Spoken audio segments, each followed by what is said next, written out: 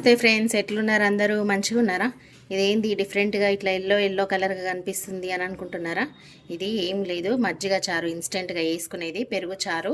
Super కమ్మగా ఉంటుంది ఇది. ఇక మా తెలంగాణలోనైతే ఫేమస్. మరి ఈజీ ప్రాసెస్ కూడా, ఇందులోకి ఎక్కువ కూడా ఏం ఐటమ్స్ పడాయి, ప్రాసెస్ ఏంది, ఏమేం కావాలనేది వీడియోలోకి పోయి చూద్దాం. దానికన్నా ముందైతే మీరు నా ఛానల్ని సబ్స్క్రైబ్ చేసుకోండి, లైక్ చేయండి, ఫ్యామిలీ అండ్ ఫ్రెండ్స్కి షేర్ చేయండి ఫ్రెండ్స్. మరి లేట్ చేయకుండా వీడియోలోకి వెళ్ళిపోదాం. నేను మజ్జిగ చారు కోసం ఫస్ట్ పెరుగు తీసుకున్నా. ఇట్లా దీన్ని లూజ్ చేసుకోవాలి. ఇట్లా ఫస్ట్ వాటర్ పోసుకోవద్దు. వాటర్ పోసుకుంటే ఇది లూజ్ కాదు, గడ్డలు గడ్డలు అట్లనే ఉంటుంది. ఇలా సాల్ట్ కూడా వేసుకోవాలి కొంచెం. ఇప్పుడు నేను ఇంత సాల్ట్ వేసుకుంటున్నా, ఒక స్పూన్ సాల్ట్ వేసుకుంటున్నా.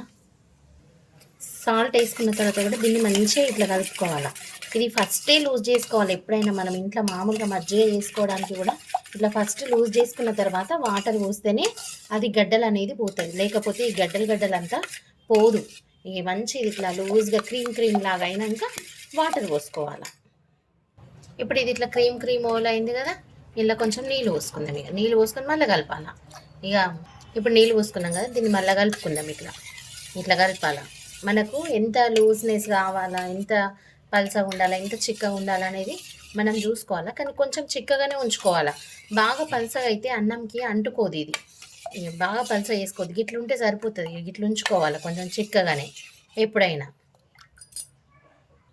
ఇక ఇట్లా చేసుకోవాలా. మళ్ళీ దీంట్లకు తాలింపు పెట్టుకున్నాడు. ఇక తాలింపు ఎట్లా పెట్టుకోవాలనేది నేను చూపిస్తాను మీకు. తాలింపులకు ఏమేం కావాలనేది చూపిస్తాను నేను. మజ్జిగ చారులకు, పెరుగు చారులకు, చల్లచారు ఏదన్నా అనుకోవచ్చు, మీ ఇష్టం. ఇక కొన్ని ఎండుమిరపకాయలు, ఆవాలు, జీలకర్ర, కళ్యమాకు, కొత్తిమీర, పసుపు, టేస్ట్కి సరిపడా సాల్ట్ కూడా. ఇవి టేస్ట్కి సరిపడంత వేసుకోండి. ఎట్లా పోపు పెట్టుకోవాలని చెప్తా. ఇది ఈజీగా, కానీ ఎంత కమ్మ ఉంటుందో.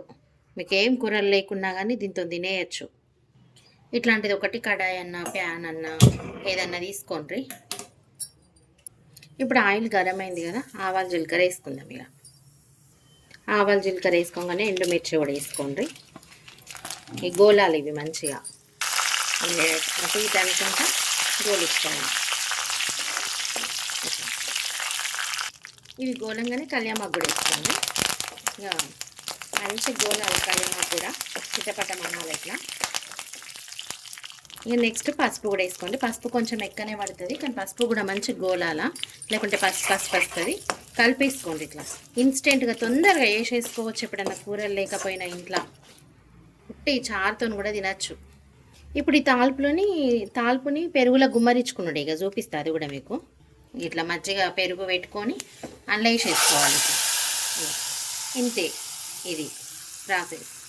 ఇప్పుడు పెరుగు చారు రెడీ. కొత్తిమీర కొంచెం వేసుకొని ఇట్లా గార్నిష్ చేసేసుకుంటే అయిపోతుంది. ఇక ఇది ఉట్టిగానే ఎప్పుడన్నా కర్రీస్ లేకుండా ఇట్లా ఉట్టి చారుతో కూడా తినచ్చు, కమ్మ ఉంటుంది. నా వీడియో చూసినందుకైతే చాలా చాలా థ్యాంక్స్ ఫ్రెండ్స్.